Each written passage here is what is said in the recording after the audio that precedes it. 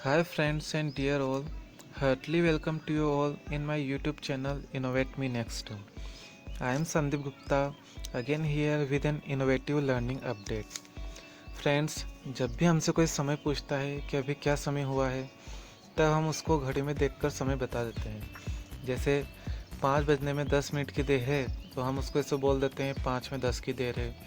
11 बजने में 15 मिनट्स का टाइम शेष है तो हम उसको बोल देते हैं पौने 11 बजे हैं। 8 बजकर 35 मिनट हुए हैं तो हम उसको इस तरह से बता देते हैं। या फिर 10:30 बजे हैं या 9:15 बजे हैं या उस समय जो भी टाइम होता है हम उसे हिंदी में बता देते हैं। लेकिन फ्रेंड्स अभी सोफिस्टिकेटेड मॉडर्न टाइम चल रहा है, इंग्लिश में बात करने वाले ही वेल एजुकेटेड माने जाते हैं। यदि कोई हमसे इंग्लिश में टाइम पूछ ले, what is the time now या what time is it in your watch, फिर हम हिंदी में जवाब दें तो बहुत शर्मिंदगी महसूस होती है।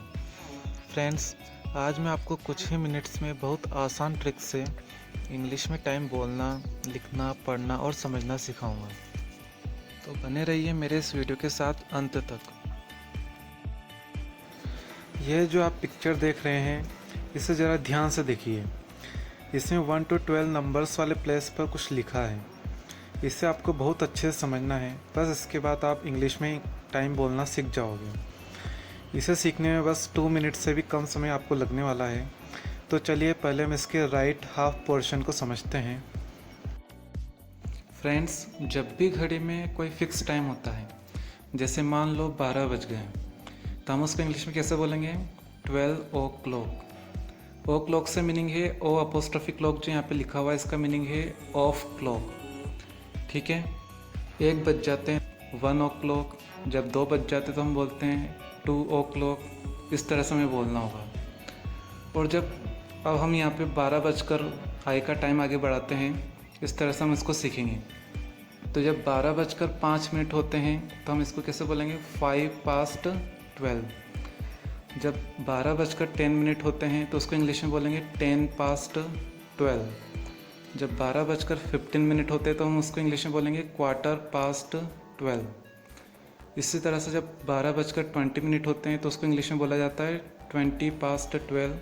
इस तरह से जब 12 बजकर 25 मिनट होते हैं तो उसको बोलते हैं 25 past 12। उसी तरह से जब 12:30 बज जाते हैं यानी 12:30 हो जाते हैं तो हम उसको बोलते हैं इंग्लिश में 1/2 past 12। मीन्स यहाँ पे हम क्या कर रहे हैं दोस्तों, जैसे जैसे टाइम आगे निकलता जा रहा है तो पास्ट में जाता जा रहा है, तो हम उस टाइम को जैसे 5 मिनट हो गए, 10 मिनट हो गए, 12 बजकर 10 मिनट हो गए तो हम उसको पास्ट में भेज देते हैं। तो जैसे 12 बजकर 10 मिनट होता है हम उसको कैसे बोलते हैं? 10 past 12। इस तरह से हम घड़ी का टाइम बोलना सीखेंगे इंग्लिश में। फ्रेंड्स, आइए अब इस पिक्चर के लेफ्ट हाफ पोर्शन को समझते हैं। सो फ्रेंड्स, जब 12 बजकर 35 मिनट हो जाएंगे तो हम उसको 35 past 12 नहीं बोलेंगे। क्यों नहीं बोलेंगे? क्योंकि अब जो टाइम है वो 1 ओ क्लॉक के करीब आने वाला है। सो हम उसको इंग्लिश में बोलेंगे 25 to 1। मीन्स 1 बजने में 25 मिनट का टाइम अभी शेष है। जैसे उसी तरह से जब 1 बजने में 20 मिनट का टाइम बचेगा तो हम उसको बोलेंगे 20 to 1। जब 1:45 बज जाएंगे यानी 1 बजने में जब 15 मिनट्स का टाइम शेष रहेगा तो हम उसको इंग्लिश में बोलेंगे 1/4 to 1। जब 1 बजने में 10 मिनट्स की देर रहेगी तो हम उसको बोलेंगे 10 to 1। जब 1 बजने में 5 मिनट्स का टाइम शेष रहेगा तो हम उसको इंग्लिश में बोलेंगे 5 to 1। ओके, आई होप कि आपको इस पिक्चर की हेल्प से यह समझ में आ गया होगा कि घड़ी के टाइम को इंग्लिश में अब कैसे बोला जाए। फ्रेंड्स, अब जब भी कोई आपसे इंग्लिश में पूछे what is the time now और what time is it in your watch, तो आपको उसे फुल इंग्लिश में गर्व से रिप्लाई करना है, वो भी फुल सेंटेंस में। सपोज समय 2 बजे हैं तो आप बोलोगे इट्स 2 ओ क्लॉक। जब 2 बजकर 5 मिनट हो जाते हैं सपोज, तो आप बोलोगे इट्स 5 past 2।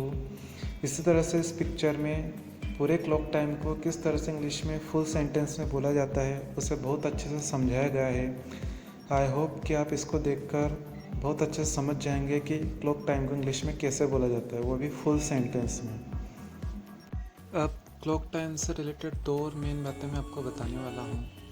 फर्स्ट इज़ जब भी क्लॉक टाइम को किसी स्पेसिफिक इवेंट के साथ जोड़ा जाता है तो उसके साथ जो प्रीपोजिशन यूज़ होती है वो है एट। मीन्स जब भी जैसे कि हम किसी स्टूडेंट से पूछें कि उसकी क्लास कब स्टार्ट होती है तो वह रिप्लाई कर सकता है the class starts at 9 o'clock। या फिर जब भी कोई पैसेंजर पूछे कि उसकी फ़्लाइट कब लीव होने वाली है, कब टेक ऑफ होने वाली है, तो उसका आंसर हो सकता है the flight leaves eight 10 to 3। Means जब 3 बजने में 10 मिनट की देर रहेगी। Now second thing is clock time के साथ में हम AM या PM यूज़ करते हैं, उसमें क्या मेन डिफरेंस है।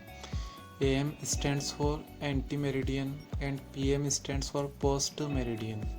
मीन्स एंटी मेरिडियन यानी AM वह होता है जब रात की 12 बजे से सुबह के या दिन के 12 बजते हैं, तब तक का टाइम, उसके बीच का टाइम को एंटी मेरिडियन या AM बोलते हैं। और दिन के 12 बजे से रात की 12 बजे तक का जो समय होता है उसको पोस्ट मेरिडियन या PM बोलते हैं। फ्रेंड्स, निश्चित रूप से आप इस वीडियो के माध्यम से घड़ी के समय को इंग्लिश में बोलना, लिखना और पढ़ना सीख गए होंगे। आप मुझे इसका फीडबैक कमेंट्स के थ्रू दे सकते हैं। और भी ऐसे एजुकेशनल अपडेट्स के लिए join my channel. Please like, share to all your friends and subscribe my channel. Thank you.